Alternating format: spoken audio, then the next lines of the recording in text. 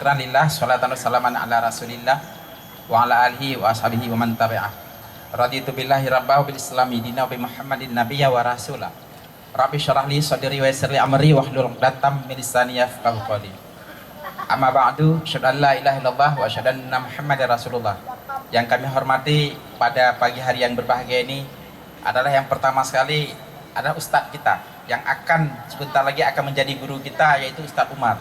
Beliau yang pertama harus kita hormati. Tadi Ketua TA Aceh Besar tidak memberikan penghormatan.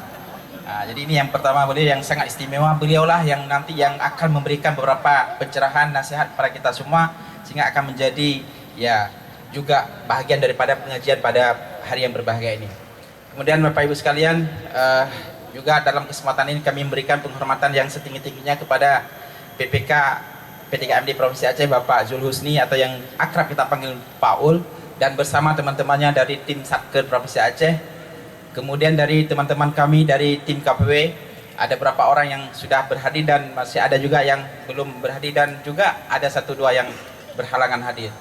Nah, kemudian yang paling istimewa juga pada hari yang berbahagia ini adalah dari teman-teman, pada teman-teman ya tadi juga dari DPM Kabupaten Aceh Besar yang juga sudah berhadir pada hari yang berbahagia ini. Merupakan sebuah motivasi, sebuah semangat, sebuah dukungan yang ikut diberikan oleh Pemda Aceh Besar dalam acara apakah acara syukuran hari ini ataupun apapun namanya acara, karena saya tidak bisa memberikan makna arti apa acara pada hari ini karena acara ini sudah dimimpikan 2 tahun yang lalu, sehingga ini tidak tahu nama acaranya apa hari ini. Yang pasti adalah hari silaturahim antara sesama kita dan semua stakeholder lainnya.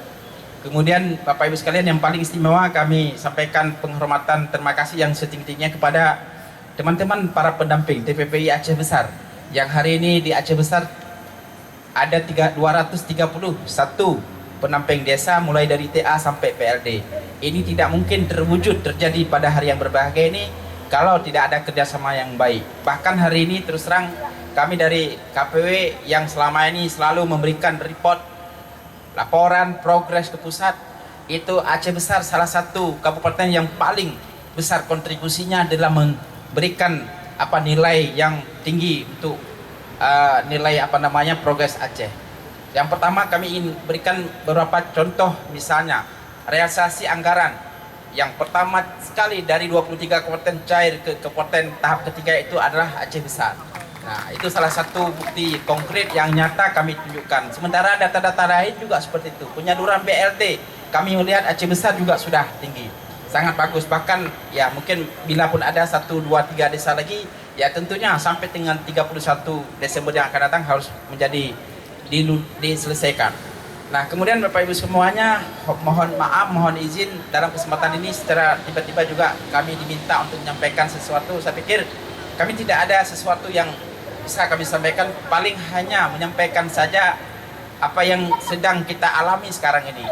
Kami sendiri kemarin, ini terus kita terbuka saja. Kemarin kami di tim KPW ada 11 baru saja duduk rapat internal, secara tiba-tiba mendadak jam 2 siang kami sampai dengan jam asar kami duduk bersama dan kami bahas secara terbuka bahwa ke depan 2021 seluruh provinsi yang namanya KPW akan dikategorikan 3 kategori. Yang pertama, provinsi besar, provinsi sedang, dan provinsi kecil. Aceh ya salah satu sisi alhamdulillah Aceh masuk kategori besar, Pak Ulia.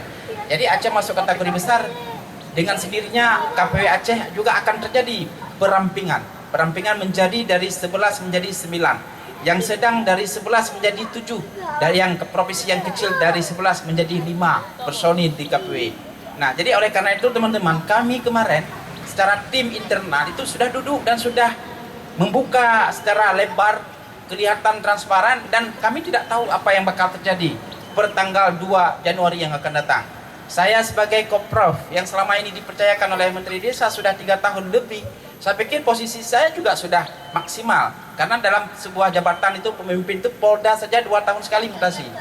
Ya kan, Polda 2 tahun sekali, apalagi ya mungkin ya posisi-posisi yang hari ini kita sudah dapatkan, mungkin ke depan masih mendapat kepercayaan atau tidak, itu bukan urusan kita. Itu semuanya sudah diatur, ditakdirkan oleh Allah Subhanahu wa taala. Nah, teman-teman sekalian, bagi kita sebagai seorang pendamping itu tidak boleh mengeluh. Ini yang perlu kita garis bawahi. Pendamping tidak mengeluh. Tapi ketika kita mendapatkan amanah, laksanakan amanah itu dengan penuh tanggung jawab dan penuh dengan ya dedikasi dan integritas yang bagus. Saya pikir segala sesuatu yang terjadi itu sudah takdir, sudah di skenario daripada Allah. Allah pasti akan memberikan yang terbaik pada hambanya.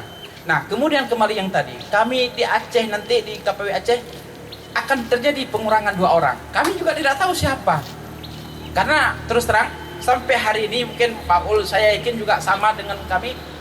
Kita nggak bisa ngintip Pak, nggak bisa ngintip kemana-mana karena terus terang ya ngintip ke HRD pusat nggak kelihatan, ngintip dengan teman-teman yang ada di sana nggak juga kelihatan. Jadi oleh karena itu ya sudahlah, kita orang pekerja, kita orang yang beri pekerjaan menunggu saja.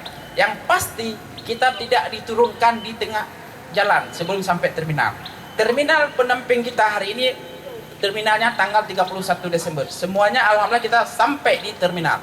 Soal nanti kita diberangkatkan lagi atau tidak itu urusan lain. Siapa tahu mungkin berangkat gelombang pertama bus berapa orang, gelombang berikutnya, dan jangan ada yang mengeluh. Ketika pun tidak berangkat pada 1 Januari atau 2 Januari, tunggu bus berikutnya. Insya Allah kami yakin dan akan terus kita coba lakukan advokasi beberapa hal yang perlu kita sampaikan. Nah, kemudian teman-teman pendamping juga di kabupaten saya pikir juga secara regulasi yang baru Kepmen itu keputusan Pak Menteri akan lahir juga dalam waktu dekat ini dengan struktur pola atau bagaimana terkait dengan susunan daripada personil yang dari DA sampai ke PLD. Kami sendiri tidak paham, belum tahu persis apa yang bakal terjadi. Informasi sekilas yang kami dapatkan sesuai dengan surat Pak Kadis kita bahwa sudah dilanjutkan untuk tetap semua pendamping itu berada di lokasi tugas sampai adanya kontrak baru dari Kementerian Desa berdasarkan hasil evaluasi kinerja. Nah, maka untuk itu teman-teman sekalian, nah juga ke depan ya kita sudah tahu bersama Saker yang menurut pemahaman saya tetap masih ada. Saker tetap masih ada, cuman tanggung jawabnya yang dikurangi karena tanggung jawab sebagian dari Saker itu diambil alih oleh pusat dan itu kita tidak tahu. Dan selama ini kan 6 tahun yang lalu itu semuanya kewenangan di Saker itu tanggung jawabnya besar sekali. Nah, hari ini Jakarta juga sudah mengambil sebagian tanggung jawab di Saker dibebankan kepada pusat kembali. Yang pasti Saker itu tetap ada. Cuman bagaimana sistemnya dan sebagainya kita juga belum tahu. Nah, kemudian hari ini, kemarin sore di Kementerian Desa sudah terjadi pelantikan atau peleburan dari eselon 3 sampai 4 ada 695 orang, hampir 700 orang dari struktural dileburkan menjadi fungsional, teman-teman.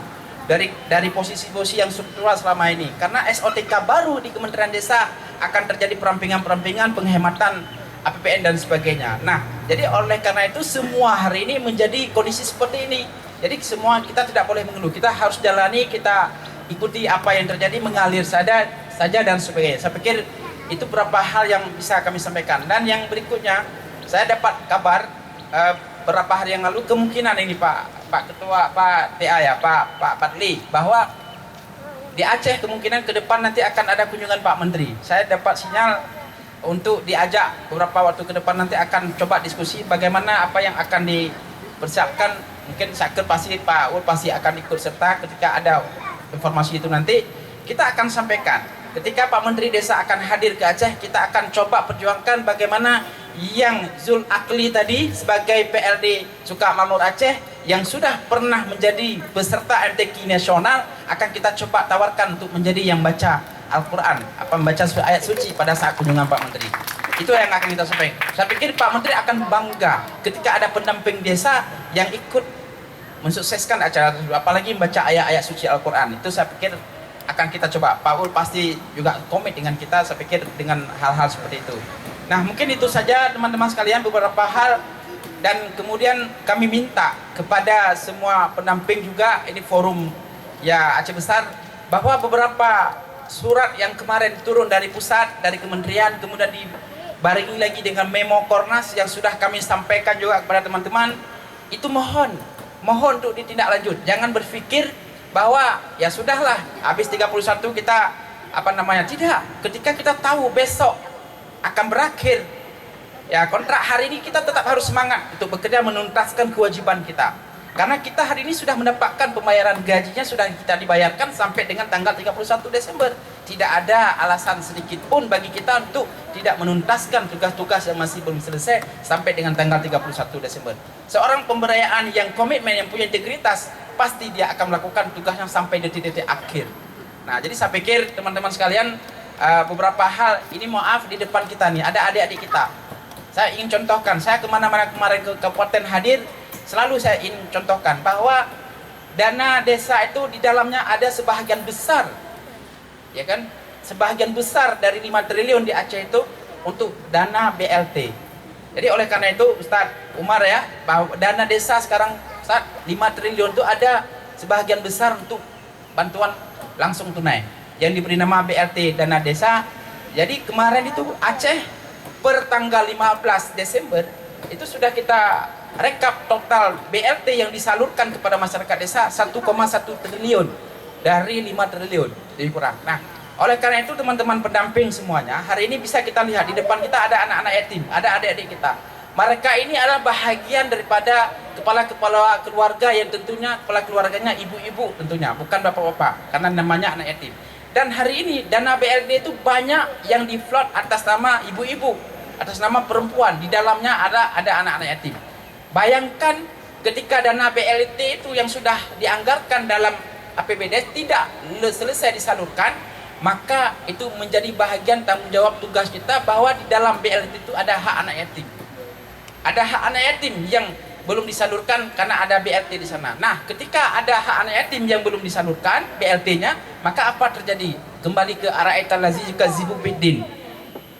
Fazalikal lazi yad'ul yatim. Tahukah? Ya, nanti biarlah Ustaz Umar yang akan mengupas. Nah, oleh karena itu, kalau desa kita tidak mendampingi desa untuk pencairan BLT, maka kita menjadi bahagian yang menghambat, yang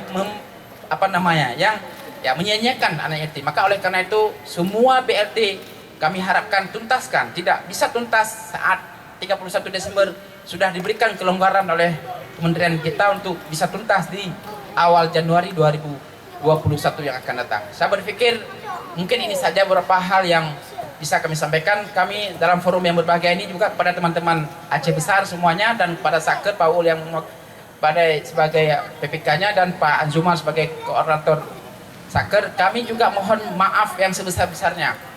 Selama berapa tahun ini kita bersama, ya kan, besok tahun baru kita juga belum tahu apakah besok kita masih hidup.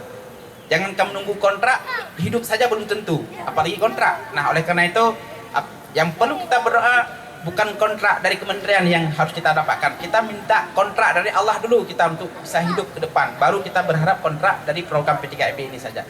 Nah, kemudian Bapak Ibu semuanya, dari teman-teman Saker saya melihat juga hadirin banyak yang hadir.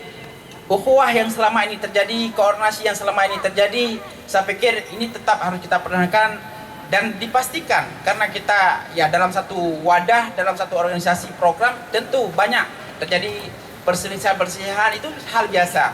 Dimanapun dengan pendamping terjadi perbedaan pendapat, terjadi perbedaan cara pandang dan sebagainya, itu semua hal yang lumrah terjadi dimanapun dan kapanpun. Maka oleh karena itu tidak menjadi persoalan, dan ini kita kembali ke habitat kita, bahwa kita sebagai manusia akan selalu terjadi kesalahan dan kejanggalan. Al-insanu mahalul hatai wa nisyan. Nah, maka oleh karena itu dalam forum yang berbahagia ini, mudah-mudahan apapun yang terjadi di 2021 kita akan terima, akan melaksanakan, akan terima dengan penuh lapang dada. Siapapun yang dipercayakan oleh kementerian nanti juga kita akan support, akan menerima apa adanya. Demikian saja yang bisa kami sampaikan dalam forum yang berbahagia ini. Mudah-mudahan ada manfaatnya, dan hubungan emosional, hubungan silaturahim yang selama ini sudah terwujud hendaknya tetap bertahan sampai kapanpun, sampai kita meninggal kelak nanti. Demikian, wallahu muwaffiq ila aqwamit thoriq. Wassalamualaikum warahmatullahi wabarakatuh.